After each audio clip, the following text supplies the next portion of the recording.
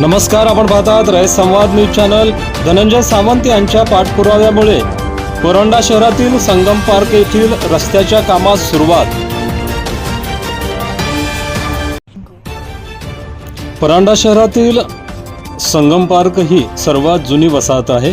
गेल्या 23 वर्षापासून या वसाहतीमध्ये अनेक लोक राहतात, विद्यार्थी राहतात, परंतु ही वसाहत विकासापासून कोसो दूर राहिली आहे। येण्या जाण्यासाठी लोकांची सोय व्हावी म्हणून डॉक्टर शहाजी चंदनशिवे यांनी आवाज उठविला। येथील रहिवासी अनेक वेळा नगर परिषद, बांधकाम विभाग, तहसील कार्यालय यांना वारंवार निवेदन दिले, पण प्रशासनाने याकडे लक्ष दिले नाही।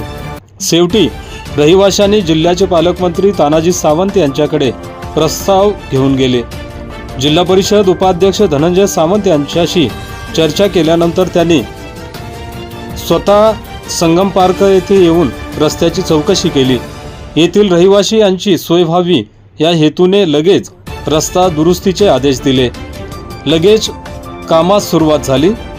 गेल्या अनेक वर्षापासून संगम पार्क रहिवाशांचा सुरू असलेला संघर्ष संपुष्टात आला। यावेळी डॉक्टर शहाजी चंदनशिवे यांच्या निवासस्थानी धनंजय सावंत यांचा सत्कार करून आभार व्यक्त करण्यात आले। यावेळी गौतम लटके, मतीन जिनेरी, माऊली गाडगे, श्रीराम गाडगे आदींसह संगम पार्कमधील रहिवासी मोठ्या संख्येने उपस्थित होते। रयत संवादसाठी फारुख शेख, परंडा, धाराशिव।